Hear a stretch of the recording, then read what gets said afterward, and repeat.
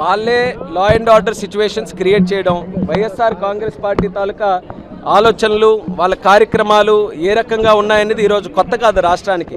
గత 5 సంవత్సరాలు కూడా జగన్మోహన్ రెడ్డి గారికి చాలా ఎంతో అభిమానంతో ముఖ్యమంత్రి రాష్ట్రం చేస్తే ఆయన వచ్చిన తర్వాత చేసింది ఏంటండి? విధ్వంస పరిపాలన.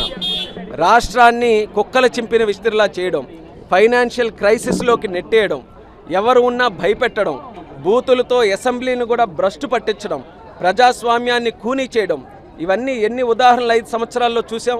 మొట్టమొదటి రోజే ప్రజావేదిక కూల్చేసి ఆ పరిపాలన మొదలుపెట్టారు. దళితుల్ని హత్యలు చేశారు, డోర్ డెలివరీలు చేశారు. ఇలా మహిళల మీద మానభంగాలు, ఎన్నో రకాలైనటువంటి కుట్రలు, భూ కబ్జాలు, శాండ్ మాఫియాలు, లిక్కర్ మాఫియాలు, ఇలా ఎన్నో రకాలైనటువంటి అరాచకాలు ఈ రాష్ట్రంలో చేస్తే ప్రజల బుద్ధి చెప్పడానికి ఈరోజు వాళ్ళకి సమాధానం చెప్తూ 11 సీట్లకు పరిమితం చేశారు.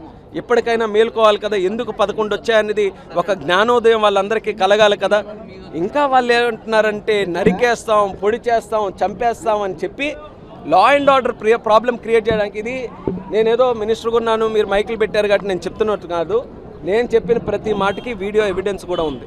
పోలీసులు కార్ల మీద ఎక్కి డ్యాన్సులు చేయడాలు, పోలీసుల మీద రాళ్ళు ఇసిలి వాళ్ళందరికీ కూడా రెచ్చగొట్టే విధంగా law and order problem create చేయడాలు అన్నీ వాళ్ళే చేసేది.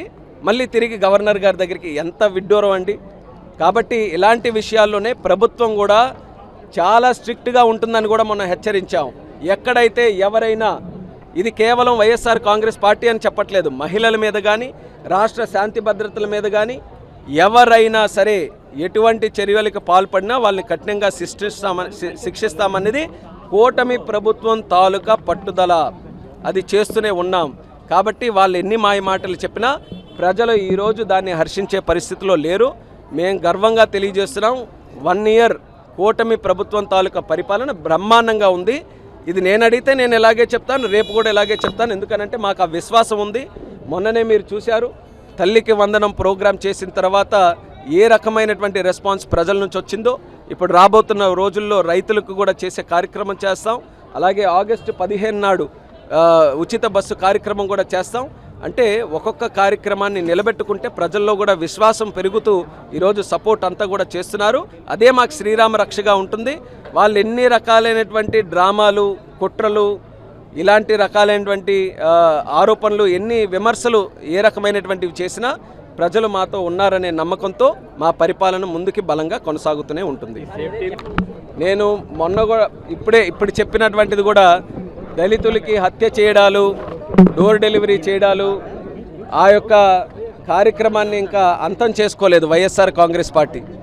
మొన్న కూడా జరిగినటువంటి సింగయ్య తాలూకా హత్య నేరుగా వాళ్ళ కారుతోనే దూసుకొని వెళ్ళి పక్కన పడేసి అది ఎందుకు దళితుడని చేశారా లేదా అనేది జగన్మోహన్ రెడ్డి సమాధానం చెప్పాల్సిన అవసరం ఉంది. అయితే మా కార్యకర్తే మా కోసమే వచ్చారు అని అంటే కనీస మానవత్వంతోనైనా సరే వాళ్ళకి పరామర్శించేటటువంటి పరిస్థితి జగన్మోహన్ రెడ్డి గారికి ఉండదా అని సందర్భంగా అడుగుతున్నాను. అంటే వాళ్ళకి కావాల్సింది ఎవరు చచ్చిపోయారో, ఎవరు ఏ రకంగా ఉన్నారో, అది సొంత వ్యక్తులైనా దాని ట్రీట్మెంట్ ఎలాగుంటుందనేది ఒక బాబాయ్, ఒక తల్లి, ఒక చెల్లి, వాళ్ళ కుటుంబం అక్కడే ఆయన చేసుకున్నాడు. కాబట్టి పరామర్శించలేదనంటే మనం మాట్లాడుకోవాలి. కానీ నాకు తెలిసి ఆయనకి చీమ కుట్టినంత కూడా ఈ యొక్క ఇన్సిడెంట్ ఏమీ లేదు.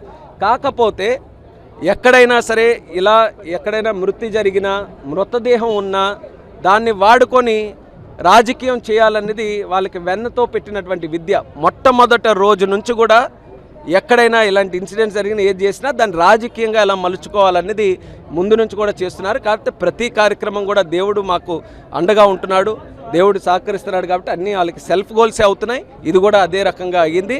కాబట్టి ఆ కార్యక్రమాలు ఏదైతే ఇలాంటి నీచ రాజకీయాలు, శవాల మీద కూడా రాజకీయాలు చేసే పరిస్థితి ఏదైతే ఉందో అది దయచేసి మానుకోండి. అది అత్యంత నీచంగా ఈరోజు తయారైంది. ఆ సంస్కృతి మంచిది కాదని వైఎస్ఆర్ కాంగ్రెస్ పార్టీ వాళ్ళకు కూడా తెలియజేస్తున్నాం.